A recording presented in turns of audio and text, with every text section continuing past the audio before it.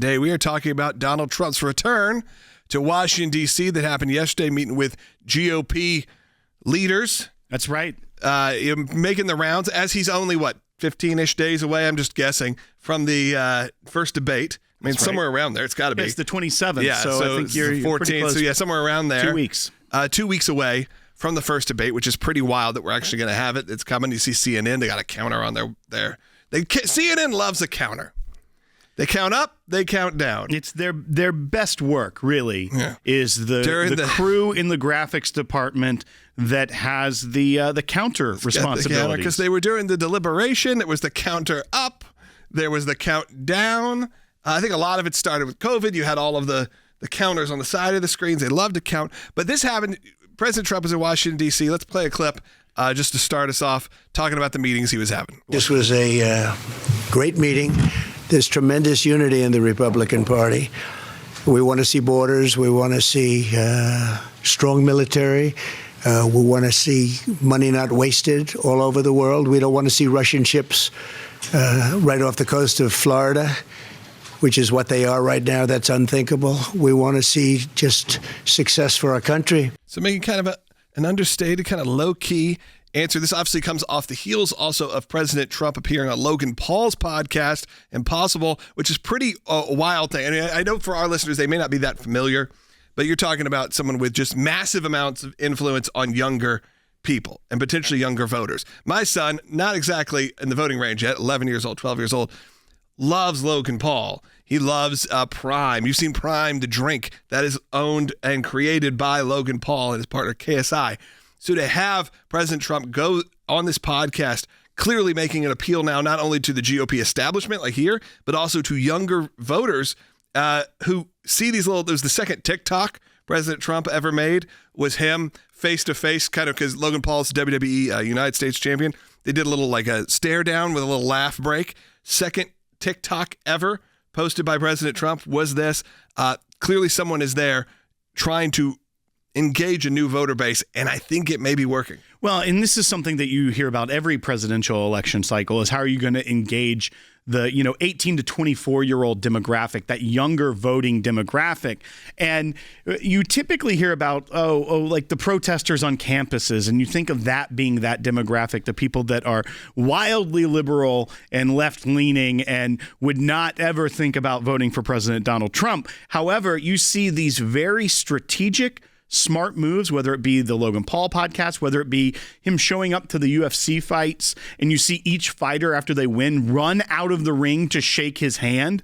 It's a different strategy than you're used to seeing from a politician, which is what was successful for him in 2016, is that he gets out there, he feels very humanized in these moments, and it appeals to people on a different level. They feel like they can relate to this man when in reality, he's a real estate billionaire, but you feel like you can relate to him because he's at the things you care about. Yeah, and you feel like he enjoys sitting there and talking to someone like a Logan Paul or being at the UFC event.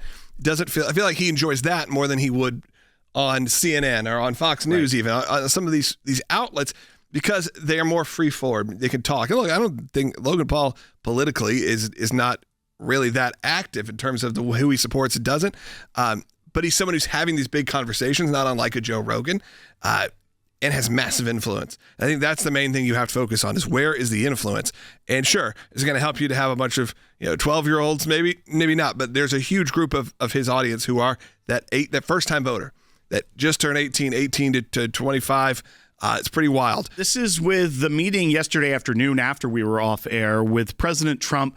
He met with GOP leadership, both House and Senate leaders, and they came out of this meeting projecting unity on the path forward about making America great, as the slogan goes. So this is President Trump speaking at the podium on Capitol Hill with Republican lawmakers right after that meeting. So this is Bite 24. So what's happening to our country is of great concern to the group of people standing alongside of me. And I just wanted to say that we have great unity. We have great common sense.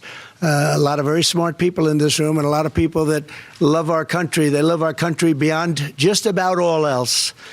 And the only thing that maybe supersedes it is their family and maybe their faith in certain instances, and that's very nice.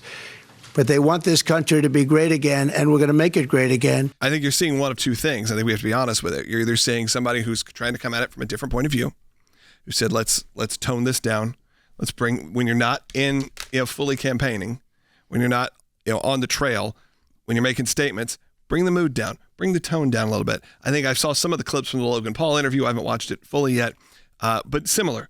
Sure, there's some rabble-rousing, as you expect, and they're kind of goofing around and having fun, but this is more the tone. It sounds like this. Right. It's either that, or something you got to watch out, especially heading into the debate. Let's just be honest, age and everything that plays into it, or it's starting to get exhausting.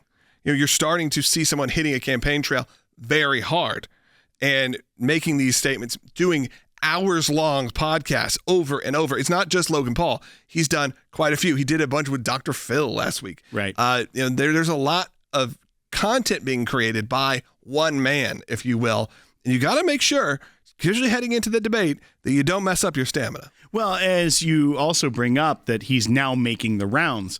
We knew for 6 weeks he was basically stuck in New York. He couldn't go very far because of the Alvin Bragg case that was pending there, that he had to be there. He was in court every day. So now he kind of has the ability to be moving about the country and campaigning in different ways that you are seeing a lot more of him. But is it something that he didn't ramp up slowly because he was kind of limited to New York, that you do want to, as a campaign manager or campaign staff, make sure you don't overextend him this early, especially as you mentioned the debate coming up. But I think you hear that tone, and we know that the Biden team is banking on him becoming unhinged and looking crazy on TV, and that's their strategy to win the debate. However, they have such short memory that he can do these type of things. He can bring the tone down, that if that's their gotcha, if their big win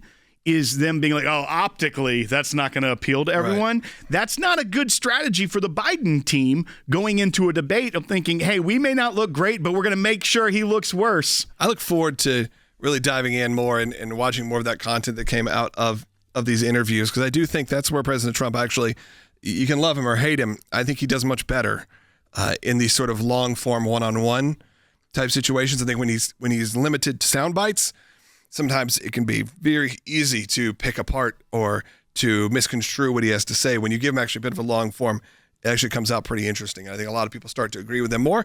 Let me know what you think in the comments as well. And again, as I've said, we are right now heading towards the end. I mean, we're in the middle, but headed towards the end now, back half of the month of June.